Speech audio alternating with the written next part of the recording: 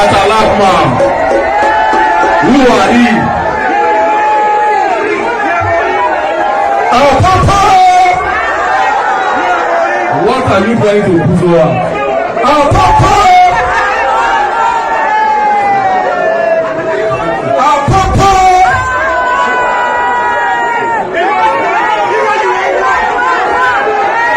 Our Papa!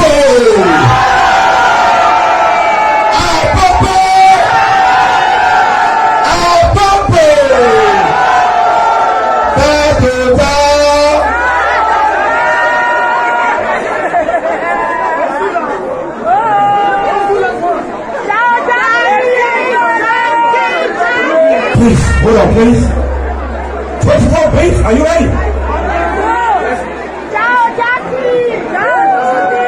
Please, we are not going to get a view. Hallelujah. We are overwhelmed.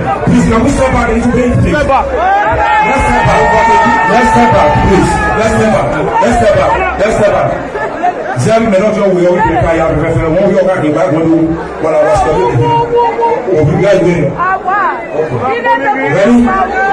Ladies and gentlemen, the man, the masterminder, the planner, the group leader, the explosive master, and the atomic bomb, and his wife, a man, and a beautiful, so wonderful and marvelous, and begin to motivate the man.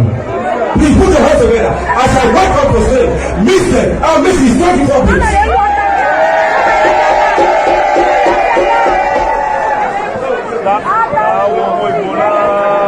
Mr. 24 please. So it's made for mine. For so easy. Come on and clap. Come on and clap. Hold on and clap. Put your hands together for 24 people. 24 people. Yeah, boy, when on that Once again, put your hands together for 24 people.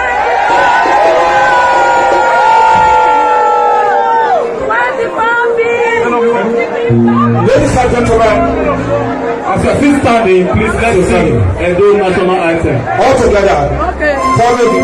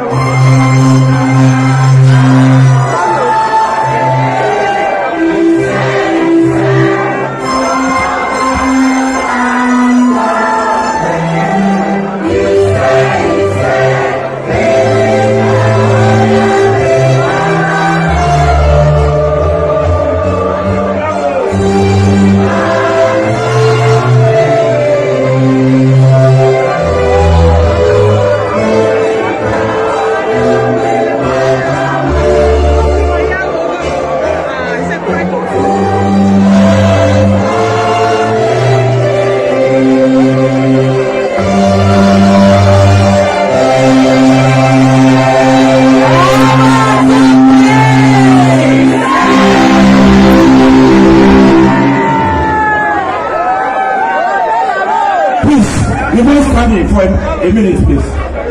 Remain standing. Remain standing. Please stand back a little bit. Remain silent. Please remain silent as we hold on those who have departed the world. Ladies and gentlemen, as sir, please a moment. Please bear with praying for 1 minute silence. We are honoring those who have departed the world some time ago. Our brother, our father, Payoade, it is 10 years he left this world. And our daddy, our son, Usapawa and Umenmwan, who departed the world 26 years ago. And our daddy, Usaro Nobayo, who also departed the world. And Salvito, wife, who just departed the world. It means silence, everybody.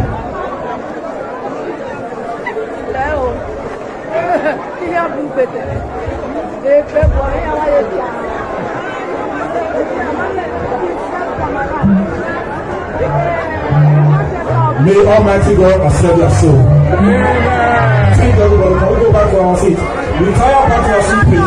Retire back to your seat. Retire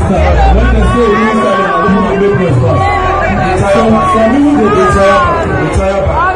Please, I don't have to like those. I don't want anyone to step on stage.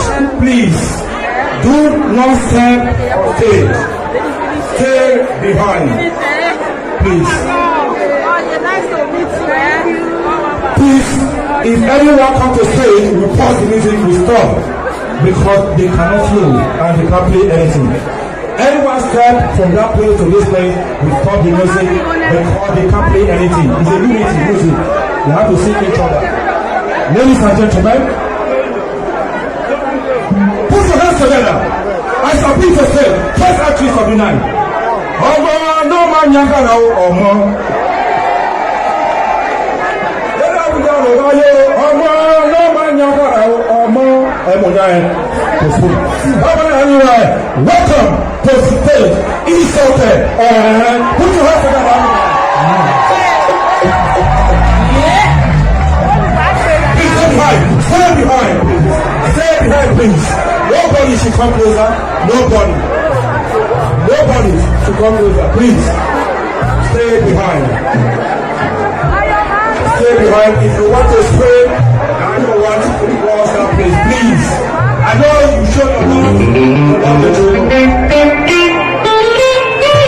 Please, nobody, please. Let's enjoy.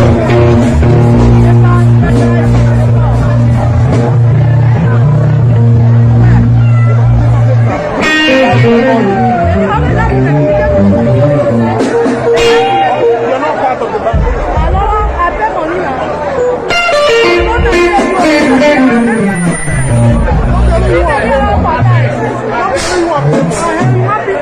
No, people like, yeah, nothing.